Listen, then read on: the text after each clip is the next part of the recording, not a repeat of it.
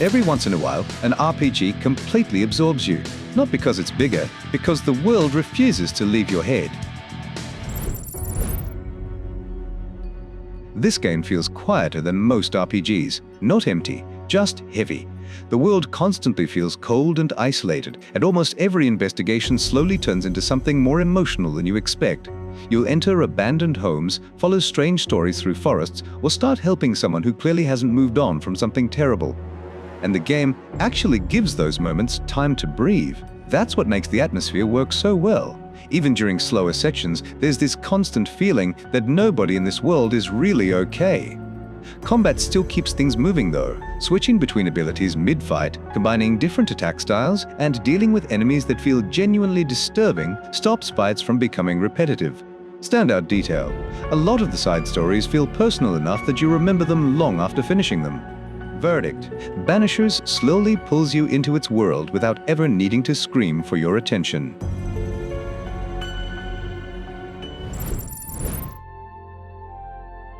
Some games make exploration feel like a checklist. Enshrouded feels more like getting lost on purpose. You'll see something strange far away in the fog, go investigate for a few minutes, then somehow spend the next hour underground, finding hidden rooms, shortcuts, crafting materials, and places you didn't even know existed. The world keeps pulling you somewhere else, and even when nothing dangerous is happening, the atmosphere still feels strangely tense. The forests are quiet. Ruins feel abandoned in a way that actually feels believable, and once you start moving through the darker areas of the map, visibility drops enough that exploration starts feeling risky again. Progression stays satisfying too.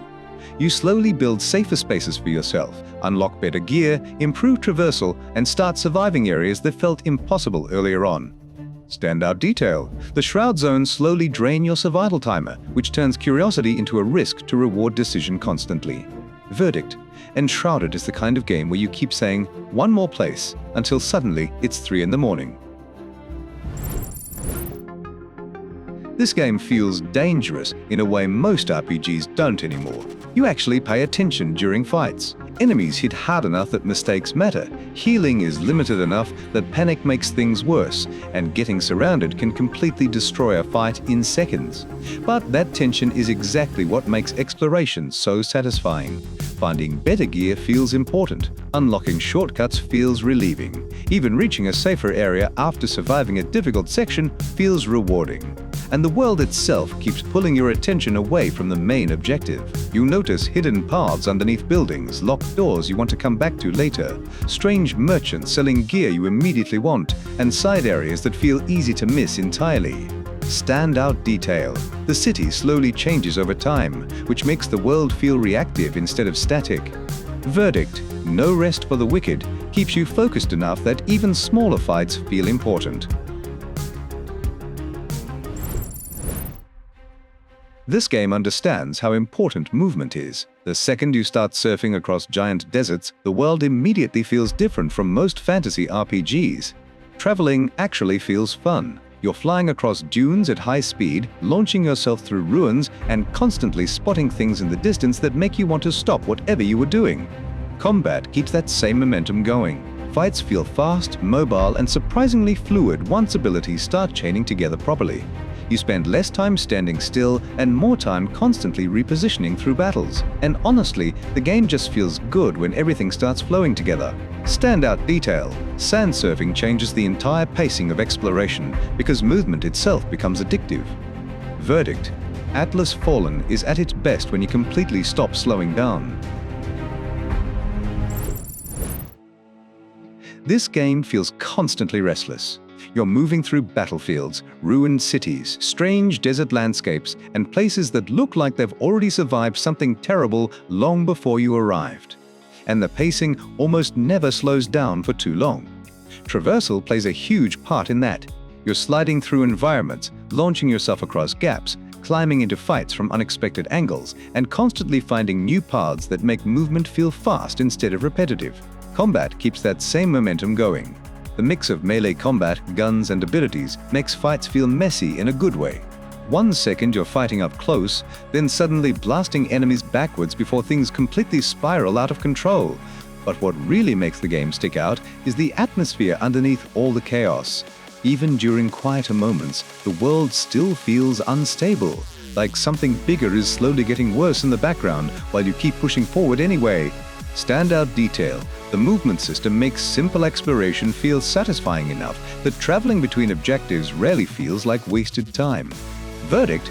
Flintlock feels like the kind of RPG where momentum keeps carrying you deeper into the world before you even realize how long you've been playing.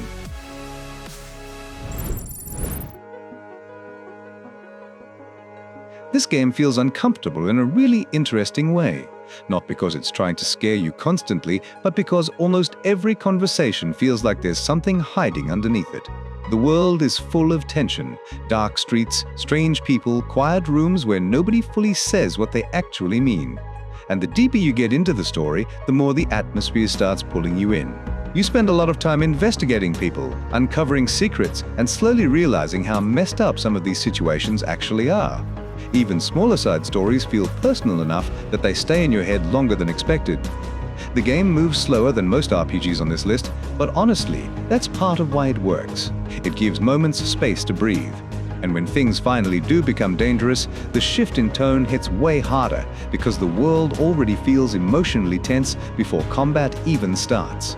Standout detail. The supernatural creatures you interact with often reveal more about people's hidden emotions than the characters themselves do. Verdict. The Thaumaturge feels less like chasing action and more like slowly getting pulled into a world that feels wrong in ways you can't fully explain. This game is at its best when you're just wandering. You'll head toward one objective, get distracted by a random fight or side path, and suddenly end up somewhere completely different an hour later. And honestly, that's when the world feels most alive. Traveling through villages during rainfall, riding through forests at night, climbing rooftops while fires burn across the city in the distance, the game constantly creates these small moments that feel weirdly memorable. Combat helps a lot too. Fights stay aggressive enough that you can't play lazily for long, especially once enemies start attacking together or forcing you into tighter spaces. But the game never feels non-stop chaotic either. There are long stretches where you're just moving through the world, taking everything in, waiting for the next problem to find you. Standout detail. Random encounters during exploration make the world feel unpredictable, like trouble can show up almost anywhere. Verdict. Rise of the Ronin makes getting distracted feel more rewarding than following the main path. At first, this game feels exhausting. Enemies attack aggressively, bosses barely give you time to think, and fights can fall apart almost instantly if your timing slips. But eventually, something changes. You stop panicking during combat. You start reacting instinctively instead of overthinking everything.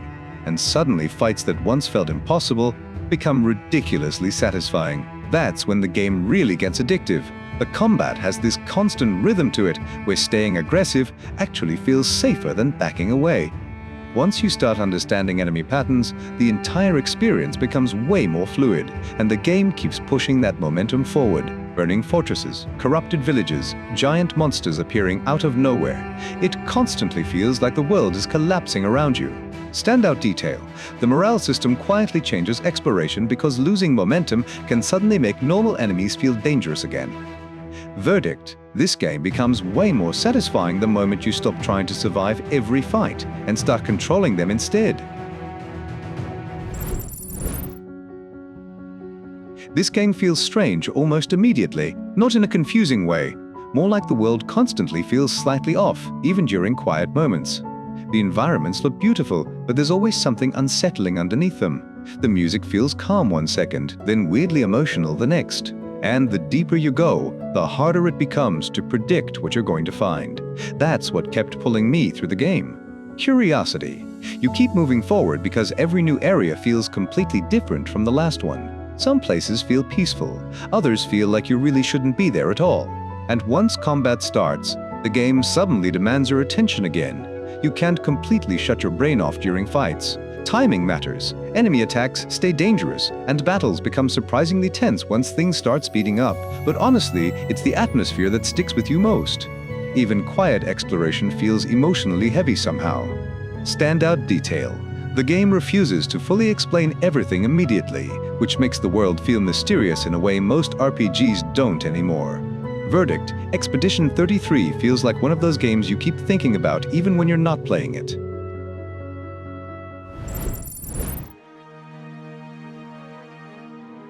This game has absolutely no interest in being relaxing. Fights feel aggressive immediately. Enemies hit hard enough that panic gets punished fast, and bosses force you to stay focused almost constantly. But eventually, the pressure starts becoming satisfying instead of stressful. You stop hesitating during combat. Dodges become instinctive, and the game slowly turns you into something way more aggressive than when you started. Visually, the combat is just chaos in the best way possible. Huge attacks tear through arenas, enemies barely give you room to breathe, and entire fights feel seconds away from completely falling apart. But somehow the game still feels controlled underneath all the violence. Standout detail: bosses feel genuinely intimidating because every attack looks powerful enough to completely destroy you if your timing slips once. Verdict: the first Berserker, Khazan, is exhausting sometimes, but that's also exactly why it's hard to stop playing.